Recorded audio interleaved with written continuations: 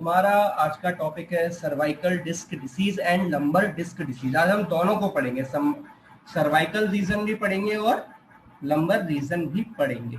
ठीक है, उससे पहले दो तीन जरा इंफॉर्मेटिव बातें कर लेते, तब हमें ये चैप्टर के बारे में कंप्लीटली अंदर से समझ आएगा।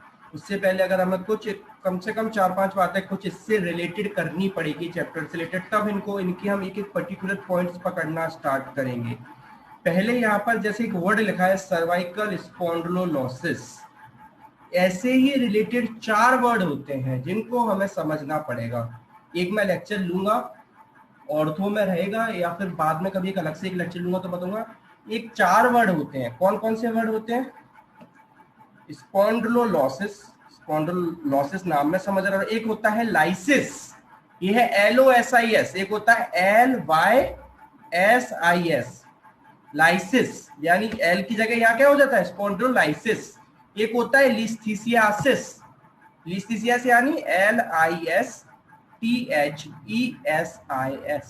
यानी स्पॉन्डिलो वर्ड तो स्पॉन्डिलो मींस स्पाइन, उसके आगे 4 वर्ड लगते हैं। पहला होता है लॉसिस, ये जो लिखा हुआ है। फिर होता है लाइसिस, LYSIS। तीसरा होता है लिस्थीसियासिस, LISTHESIS, लिस्थीसियासिस। और लास्ट वन होता है आपका आइटिस, स्पॉन्डिलोआइटिस, ITIS, स्पॉन्डिलोआइटिस। नाम में अब देखो एक बात समझो, लॉसिस और लाइसिस सेम वर्ड होते हैं, सेम वर्ड होते हैं। जब भी अगर कभी स्पॉन्डिलोलिसिस लिख के आ जाए या लाइसिस लिख के आ जाए तो सेम वर्ड होता है, मगर एक माइनर डिफरेंस होता है।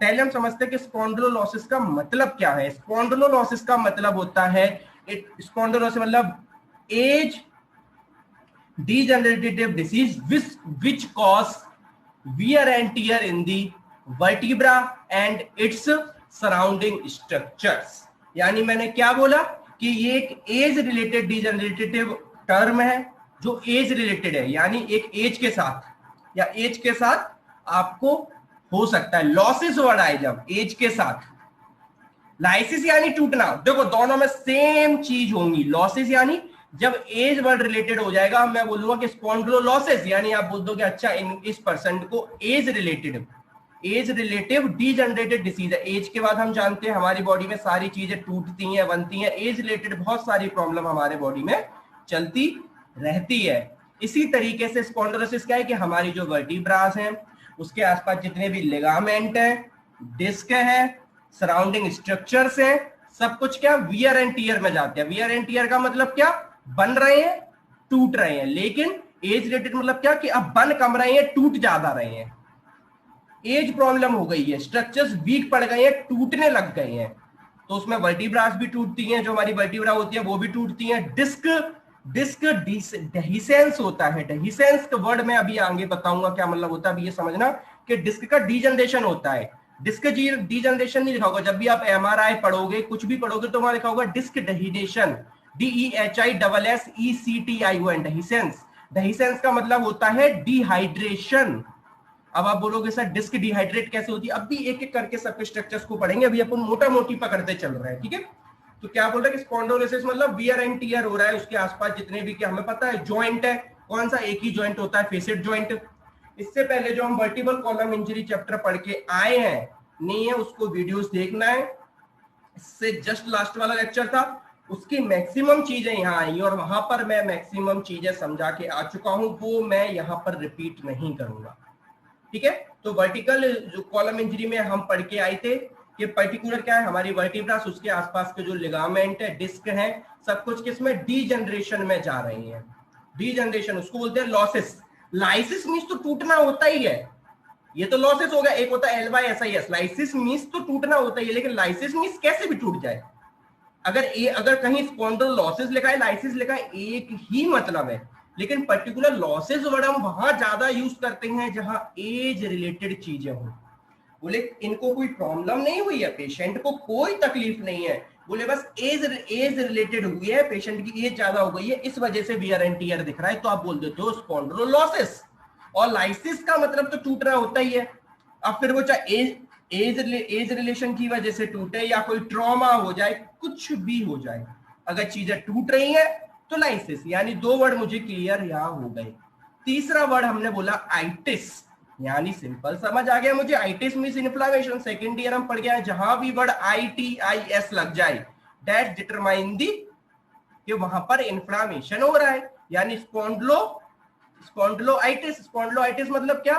स्पॉन्डिलोलाइटिस होता है, स्पॉन्डिलोलाइटिस LITIS मतलब क्या कि वहां पर पर्टिकुलर जगह पर क्या हो रहा है, इन्फ्लामेशन आपको देखने को मिल रहा है। क्या रीजन हो सकता है? उसका रीजन स्पॉन्डिलोलिसिस भी हो सकता है, क्योंकि वियर एंड टियर हो रहा है, कोई ट्रॉमा हो सकता है, कोई इंजरी हो सकती है, कुछ भी हो सकता है।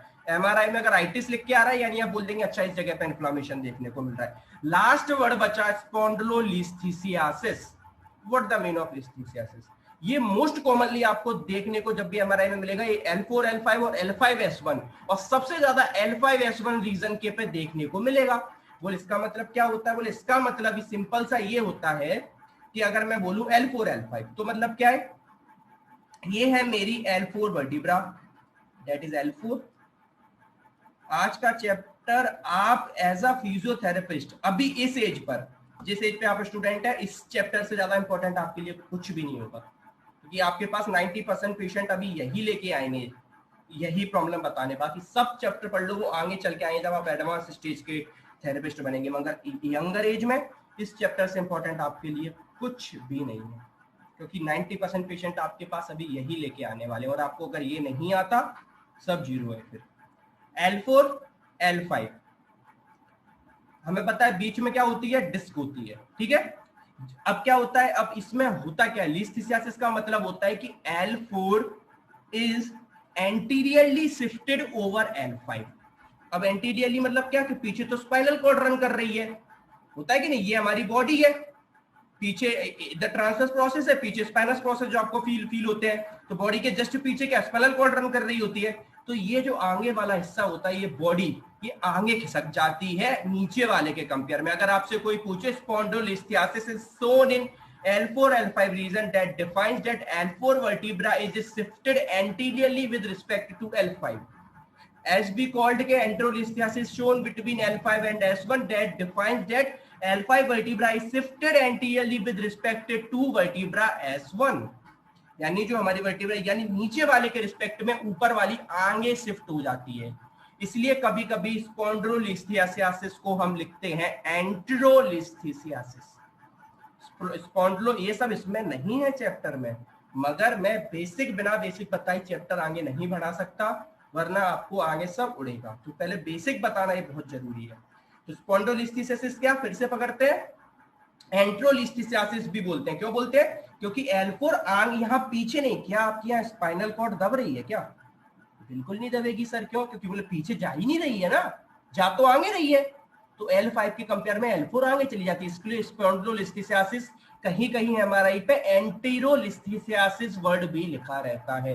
अब आप पूछेंगे क्या सर ये हमें हर बार आगे ही शिफ्ट होती है, कभी पीछे नहीं होती?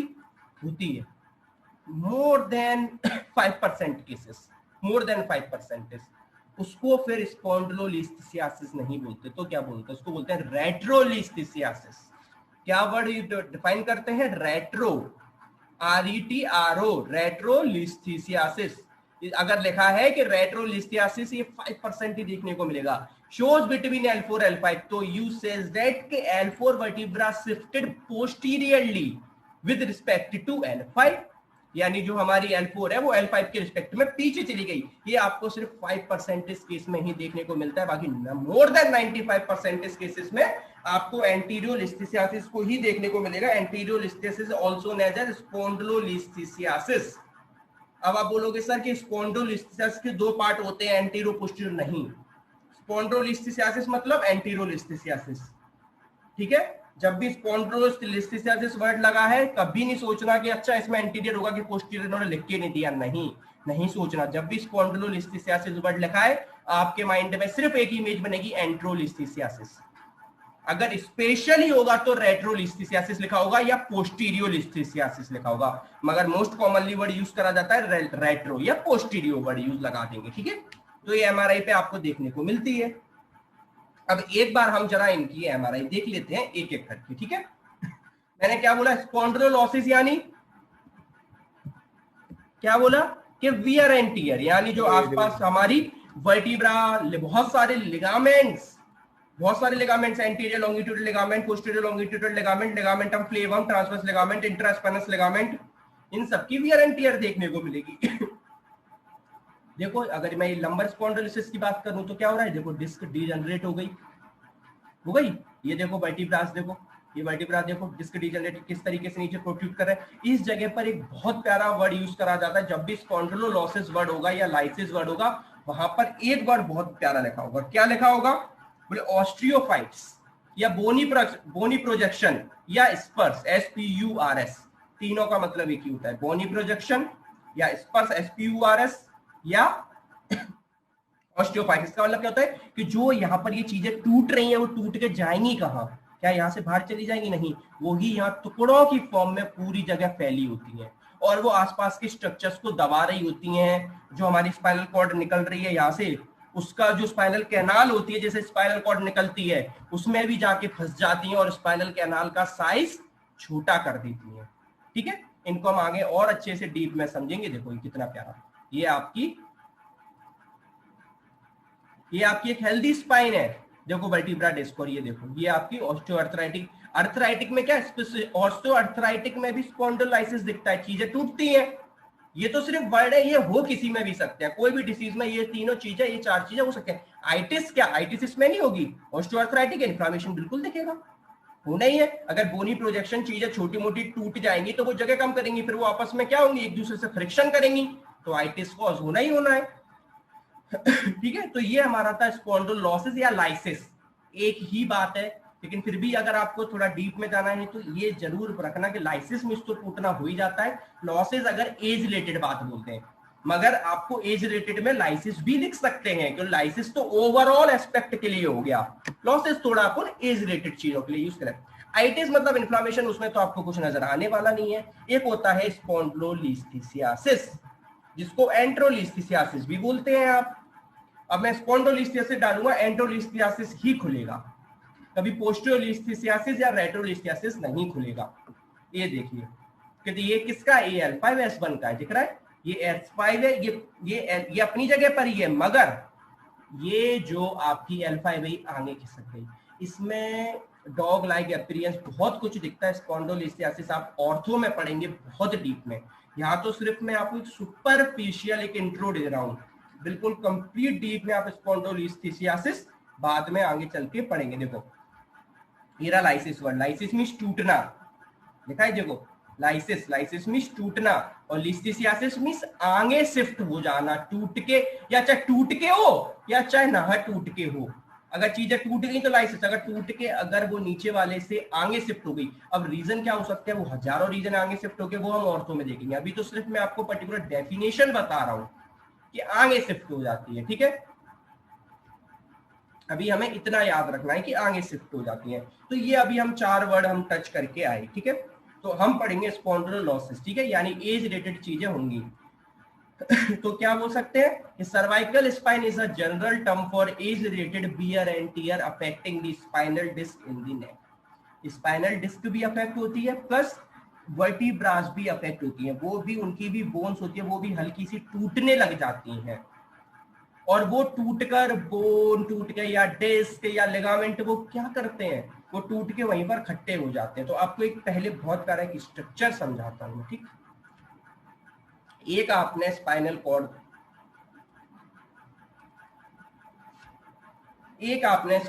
देखी, ये आपने देखी है कि आपकी ये क्या है, ये आपकी बॉडी, ये आपकी फुल ट्रांसवर्स प्रोसेस, ये आपकी स्पाइनस प्रोसेस, ये आपकी एक वर्टिब्रा का क्या है, इमेज है। ठीक है, अब इसमें होता क्या है, ये एक वर्टिब्रा है, इसके बॉडी के जस्ट ऊपर रखी रहती है डिस्क। अगर ये L4 है तो इसके ऊपर होगी, इसके ऊपर होगी L3, और L3 L4 के बीच में डिस्क होती है, तो बॉडी के जस्ट ऊपर डिस्क होती है। ये कुछ बताने की जरूरत नहीं है, ठीक है।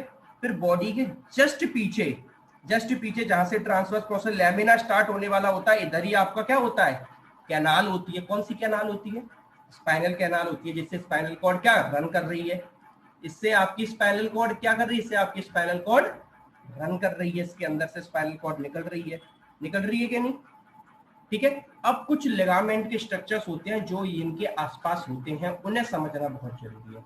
आगे की तरफ अगर आपको वर्टिब्रा से, वो आपको याद है मैंने पूरा चैप्टर पढ़ाया था, उसमें आपको एक बहुत अच्छी चीज बताई थी कि जब भी आप फ्लेक्शन करेंगे तो कौन से लिगामेंट खींचते हैं, पोस्टीरियर वाले, एक्सटेंशन करेंगे तो एंटीरियर वाले, बताया था।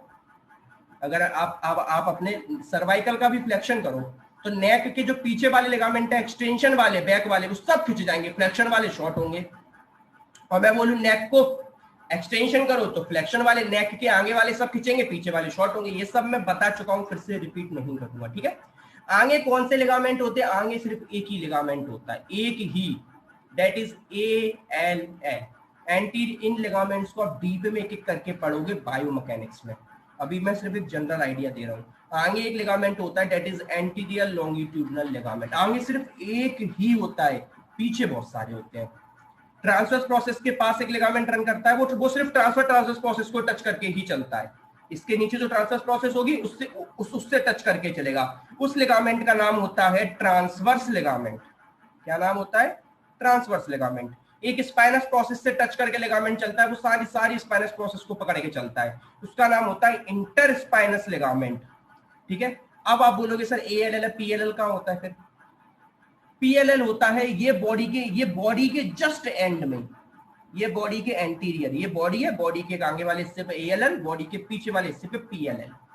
अब फिर PLL के जस्ट बाद स्टार्ट हो जाती है स्पाइनल कैनाल, और स्पाइनल कैनाल के जस्ट बाद एक लिगामेंट और होता है, ये सबसे इंपॉर्टेंट लिगामेंट है, सबसे इंपॉर्टेंट लिगामेंट होता है ये, कौन सा, लिगामेंटम फ्लेवम, लिगामेंटम फ्लेवम। ये सबसे इंपॉर्टेंट लिगामेंट होता है जो आपकी स्पाइनल कॉर्ड, स्पाइनल कैनाल को बचा के रखता है, प्रोटेक्ट करके रखता है कि आप एक्सटेंशन कर लो या कुछ भी कर लो, ये जो मेन प्रोटेक्शन का काम है स्पाइनल कैनाल को, स्पाइनल कॉर्ड को लेके, वो लिगामेंटम फ्लेवम का होता है, और ये बिल्कुल स्पाइनल कॉर्ड से चिपका हुआ होता है। तो अब तो फिर वही बात आ गई कि जब भी इस लिगामेंटम की, इस लिगामेंटम अगर देखो वियर एंड टियर होगा, तो यानी मैंने क्या कहा, कुछ ये डिस्क है, इसके कुछ टुकड़े टूट जाएंगे, है ना, कुछ टुकड़े टूटेंगे, वर्टिब्रा के टूट के, वो टूट के इस कैनाल में फंस जाते हैं। अब ये कैनाल से स्पाइनल कॉर्ड निकल रही है, जगह तो उतनी है, अगर कुछ बोनी स्पर्श इसके अंदर फंस गए तो वो क्या, इस कैनाल को छोटा कर देंगे, यानी जो उससे स्पाइनल कॉर्ड निकल रही है वो अब दबेगी। तो पहला रीजन तो स्पाइनल कॉर्ड दबने का मिल गया, पहला रीजन। दूसरा रीजन कि ये जो डिस्क है ये पीछे की तरफ खिसक जाती है, इसको बोलते हैं PIVD, प्रोलैप्स्ड इंटरवर्टिब्रल डिस्क। आपने बहुत सुना होगा कि डिस्क खिसक गई, पीछे डिस्क निकल गई, तो वो क्या होता है, यही होता है। PIVD को ऑर्थो में बहुत अच्छे से पढ़ोगे। तो डिस्क पीछे खिसक गई तो उससे क्या होगा, बोले ये जो आपकी कैनाल है ये भी, तब भी ये कैनाल शॉर्ट हो जाएगी और स्पाइनल कॉर्ड को दबाएगी। इसमें अभी आगे चल के पूरा पढ़ेंगे डिस्क वाला, ठीक है, अभी इसी चैप्टर में आगे चल के दो चीजें सा समझ आ गई। तीसरा क्या, तीसरा होता है लिगामेंटम फ्लेवम।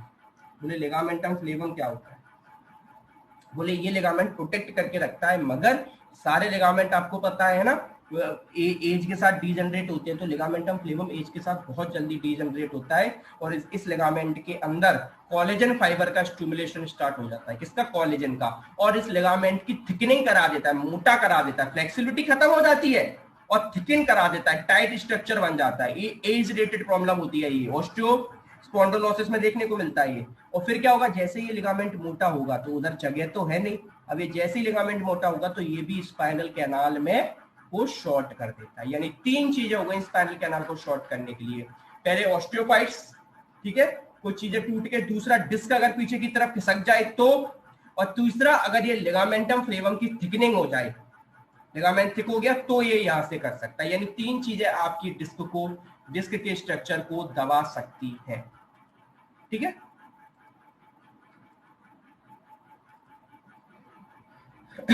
एज दी डिस्क, अब यहां पर एक बार हमने ये समझ लिया, ठीक है, अभी वो वाला समझ लिया, अब एक स्ट्रक्चर और समझ लेते हैं क्या होता है, वो भी समझ ही लेते हैं साथ साथ में।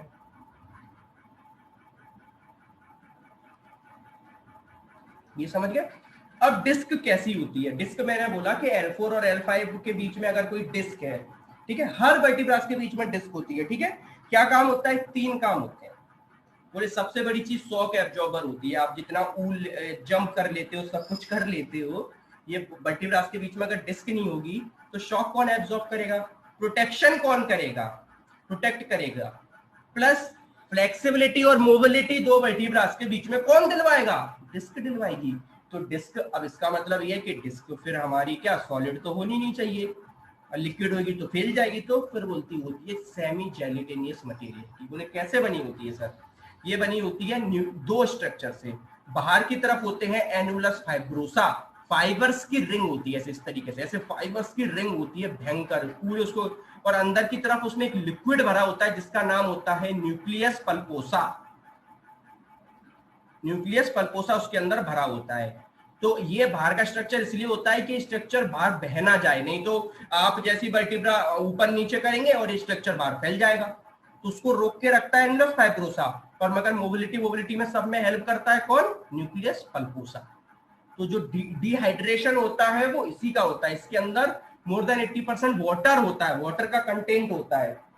तो ये जो वाटर का कंटेंट होता है ये सूख जाता है एज के साथ, तो फिर ये क्या, ये भी सॉलिड बनने लग जाती है। और ये जो बाहर रिंग के स्ट्रक्चर होते हैं ये भी क्या हो जाते हैं, जो ये भी रिंग है, किसकी रिंग है, फाइबर्स की रिंग है, ये भी वीक पड़ जाती है और ये भी रिंग टूटने लग जाती है। तो ये न्यूक्लियस पल्पोसा इससे बाहर निकल आता है।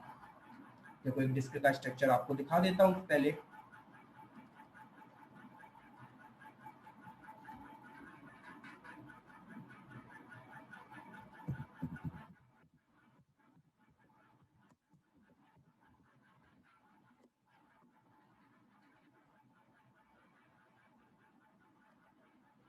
इस तरीके से होता है, ये आप हमारे देख रहे हैं, ये न्यूक्लियस पल्पोसा जो जेलिटेनियस मटेरियल है, ये एनुलस फाइब्रोसा है। इस तरीके से इन दोनों के बीच में फंसी हुई होती है, ये मोबिलिटी, शॉक एब्जॉर्प्शन सबका काम करती। ठीक है, अब होगा क्या, स्पाइनल कॉर्ड निकल रही है यहाँ पीछे से, अब ये अगर पीछे की तरफ खिसक जाए किसी भी रीजन से तो ये आपके स्पाइनल कॉर्ड को दबाइए। अगर अभी स्पॉन्डिलोसिस पढ़ रहे हैं तो आप बोलेंगे कि एज रिलेटेड प्रॉब्लम हो जाएगी, मतलब ये न्यूक्लियस जो एनुलस फाइब्रोसा ये वीक पड़ जाता है, प्लस न्यूक्लियस पल्पोसस के अंदर जो जेलेटिन जो वाटरी कंटेंट होता है वो भी सूख जाता है, तो ये सॉलिड बनने की वजह से इजीली पीछे खिसक आती है, जिसको बोलते हैं पीआईवीडी। पीआईवीडी डिस्क, प्रोलैप्स्ड इंटरवर्टिब्रल डिस्क, इस तरीके से ये आपको देखने को मिलती है। ये आपकी डिस्क है, देखो इसमें इतना अच्छे से नहीं दिख रहा है, एमआरआई में देखो, ये देखो, बाकी सब देखो सब ठीक है, ये देखो कितनी प्यारी दिख रही है, ये L5S1 रीजन में डिस्क पीछे निकल गई। लेकिन उससे पहले नॉर्मल स्ट्रक्चर देखो तब कहीं समझ आएगा, एमआरआई तो बाद में देखना। ये देखो ये डिस्क नॉर्मल है, ये डिस्क देखो थोड़ी सी बाहर आ गई, तो ये अपने उसके आसपास देखो, और यहाँ से क्या स्पाइनल नर्व, क्या स्पाइनल कैनाल निकल रही है, स्पाइनल कैनाल यहीं से तो निकल रही है, और ये उसको दबाएगी, ये उसको क्या करेगी, इंपिज करेगी। सबसे अच्छा डायग्राम, ये स्पाइनल कैनाल निकल रही है, और ये जहां भी C5 C6 में समझ लो सर्वाइकल रीजन में, तो क्या हो रहा है, डिस्क पीछे जाएगी तो उसको दबाएगी, कैनाल को दबाएगी। ठीक है, तो as the disc dehydrate and shrink signs osteoarthritis develop. ये ऑस्टियोआर्थराइटिस भी आपको पता है एज रिलेटेड प्रॉब्लम है, तो ठीक है, उस ऑस्टियोआर्थराइटिस में स्पॉन्डिलोसिस, आइटिस सब देखने को मिलता है, इंक्लूडिंग बोनी प्रोजेक्शन। अब वही वर्ड बोनी प्रोजेक्शन मतलब क्या, मैंने अभी आपको बताया, चाहे बोनी प्रोजेक्शन लिखा हो, चाहे बोन स्पर्स लिखा हो, चाहे ओस्टियोफाइट्स लिखा हो, मतलब क्या, जो पर्टिकुलर डिस्क और उसके आसपास के जो स्ट्रक्चर जो टूट गए हैं वो छोटे छोटे बोन के टुकड़ों में वहां डले होते हैं और वो कैनाल को छोटे कर रहे होते हैं।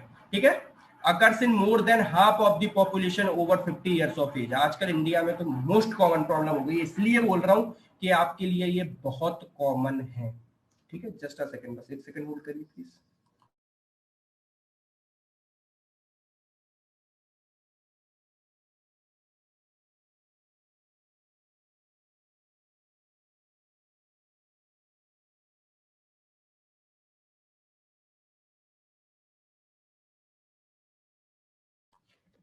ठीक है, तो अभी क्या होता है, जितना मैंने अभी आपको सबको समझाया वो ही सब इसमें लिखा हुआ है। क्या लिखा है कि ये तो आपको नॉर्मल डिस्क का डायग्राम आपको कंप्लीटली दिख ही रहा है, दिख रहा है कि नहीं, एक वर्टिब्रा है, दो वर्टिब्रा है, उनके बीच में नॉर्मल डिस्क रखी हुई है।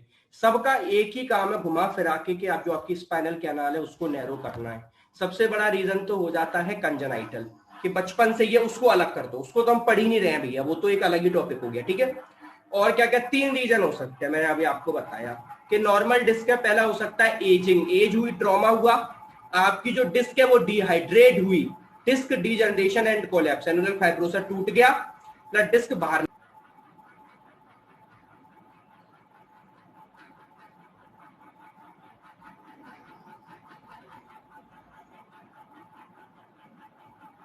ऑडियो अभी आ रहे हो, ऑडिबल है?